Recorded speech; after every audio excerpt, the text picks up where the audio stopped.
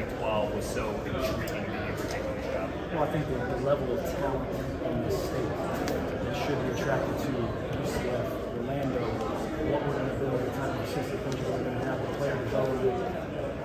And going to the Big 12 conference, get a chance to compete in that and take this program to something that's never been to.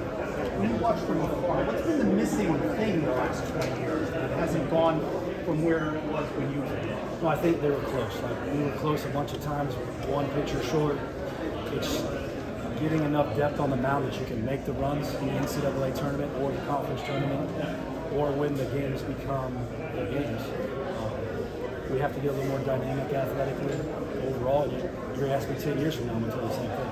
We have to get dynamic, swing and miss pitchers, and we're going to have to get athletic defenders in the field and play great baseball to sustain the run of the game. I think that, I don't know if people know, maybe fans of, but you've been a UCF fan ever since you left. I remember I'd go to road games and I'd see you in the stands, like at Kansas State in 2010, at Louisville in 2013. Kansas State with that terrible storm? Yeah, and you're there in the stands with UCF crowd. So, I mean, this place means something to you. It does. I mean, obviously the relationship of this area. My mom took a job here with Coca-Cola in '92. I was in St. Louis. We were getting ready to move, and the first shirt she brought me home was a UCF tank top for an 11-year-old kid. But that was the first shirt. Came here, embraced it, loved every part of this, and this is a special place to be.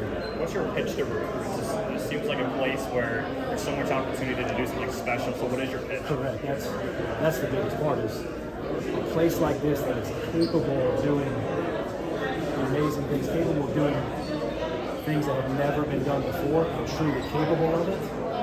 That's come here. We're going to develop the heck out of you, and you got a chance to do something and build something. No one else can. How much was the opportunity to join the Big 12 first, this next step for you? So how much of that was attractive to you to come here? And of course, it's attractive. I'm coming to UCF for high school games.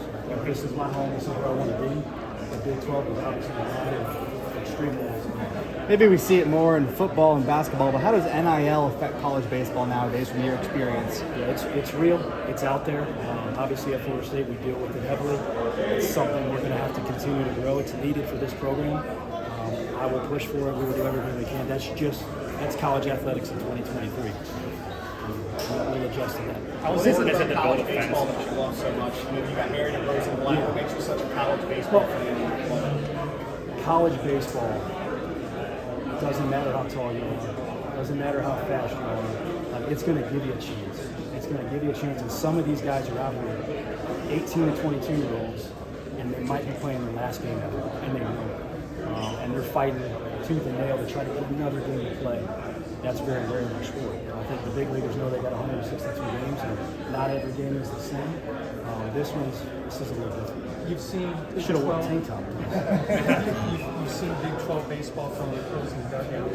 How much better is it? How much different is it from the American? From the American, obviously I haven't coached the American, but like East Carolina, like every team is going to be similar to West Carolina. If you want to look at that, it's just another level. Since the last coach was dismissed, there were multiple players that entered the transfer portal.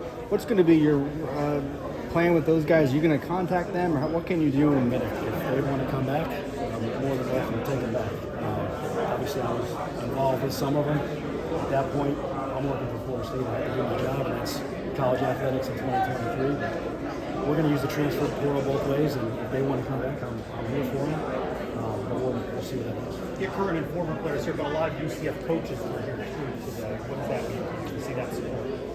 Man, like I said, this is a family, and to build what we want to build at UCF, it's going to take a village, and that's. I've never met Gus Malzahn before. I've just seen him throwing a lot of booms around, and for him to show up at my press conference was pretty special. What's your recruiting signature when you meet somebody? I think we got to do the same thing. Right? That's the UCF way, right? I hadn't thought about that, but why fix it if it ain't broke? Coach, next. Bergman and Coach Kozar mean to you. You coached under both those guys, got your career started as a player and then a volunteer in the GA. What do those two guys mean to you? I'm not coaching without both of them. He gave me an opportunity, and honestly, Coach Bergman gave me opportunities to grow. That when I think about it, now as a head coach, I don't know if I'm going to stick a 23-year-old against Rice, the number one team in the country, at third base and tell him to coach third base and figure it out. I'm sure glad he did. It helped me as a coach. the relationship with both of them is still. I talk to Coach Bergen once a week. If I don't talk to Craig Kozar twice a day, it's a bad day.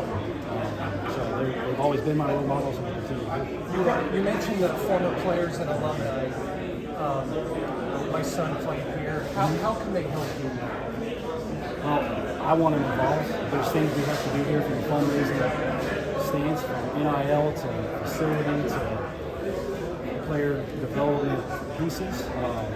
But I want them around because I want our guys to see them and understand like we're part of a family and they're going to be around and what we're doing. They're not by themselves. They're still here and part of this thing. And this is their home. You Coach, wanted next to be season. here sooner than now, but you had to go through the journey that you did to get here.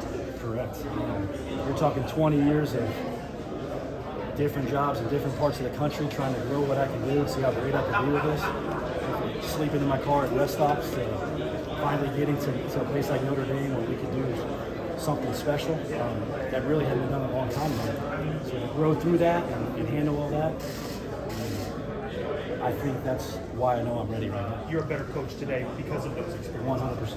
100%. Coach, next How season. much does it mean to you going from player, coach, and now head coach right here at UCF? I mean, I don't know where a guy's ever done that. So to do that in a place that I love, that's home, it's words can express how special that is. Just to add on that, you are the first alum to be named the head coach in a sport at this level.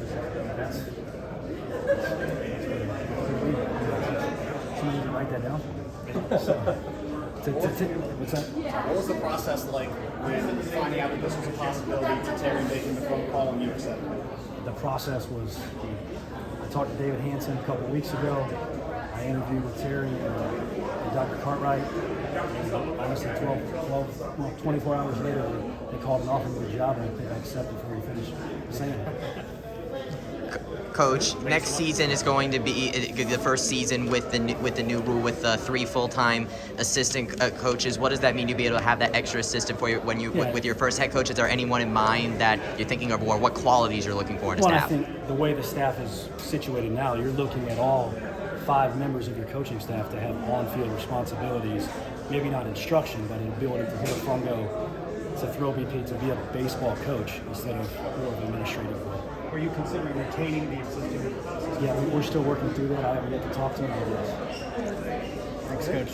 Thank you. Appreciate it, guys.